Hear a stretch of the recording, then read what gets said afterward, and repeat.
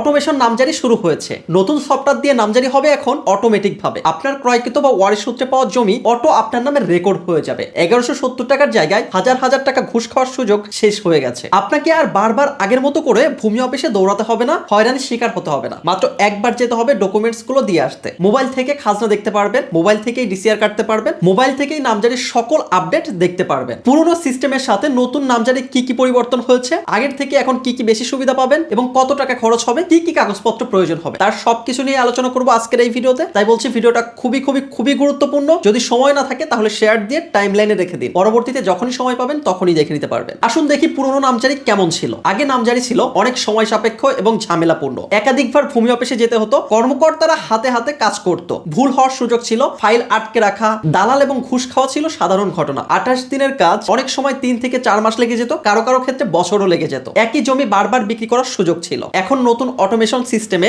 নামজারির মূল কাজগুলো সিস্টেম নিজেই করে ফেলেছে। খতিয়ান অটোমেটিক আপডেট হবে। আপনি জমি কিনলেই পুরনো মালিকের খতিয়ান থেকে জমি নিজে থেকেই কমে গিয়ে নতুন মালিকের খতিয়ানে যোগ হবে। শুধুমাত্র একবারই ভূমি অফিসে কাগজ জমা দিতে যেতে হবে, বাকি সব কাজ অনলাইনে হবে। মোবাইল থেকেই সবকিছু করতে পারবেন। খাজনা দেওয়া, ডিসিআর সংগ্রহ, নামজারির আপডেট দেখা এবং আলাদা করে আবেদন করতে হবে না। নামজারি হওয়ার সাথে সাথেই আপনার নামে একটি হোল্ডিং তৈরি হয়ে যাবে, যা আগে আলাদা করে হোল্ডিং নিতে হতো, এখন আর দরকার হবে না, যার কারণে সহজেই ট্যাক্স প্রদান করতে পারবেন বা দাখিলা দিতে পারবেন। এখন প্রশ্ন হলো নামজারি করতে কি কি ডকুমেন্ট প্রয়োজন হবে। রেজিস্ট্রি দলিলের কপি, যদি রেজিস্ট্রি দলিলের কপি না উঠে থাকে তাহলে রেজিস্ট্রি দলিলের সার্টিফাইড কপি, ডিসিআর বা দাখিলার কপি, খতিয়ান বা পর্চা, জমির পূর্ব মালিকের তথ্য, ক্রেতা অথবা ওয়ারিশদের এনআইডি কার্ড, ওয়ারিশদের ক্ষেত্রে ওয়ারিশ সনদ, আবেদন ফর্ম, যা এখন আপনার ডকুমেন্ট জমা দেওয়ার সময় অফিস থেকে পেয়ে যাবেন। এগুলো জমা দিলে পুরো কাজ সিস্টেম অটোমেটিক ভাবে করে দিবে। ভিডিওটা ভালো লেগে থাকলে শেয়ার করে অন্যদেরকে দেখার সুযোগ করে দিন।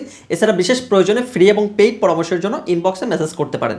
তবে সরাসরি কলে কথা বলতে চাইলে পরামর্শ ফি প্রদান করতে হবে।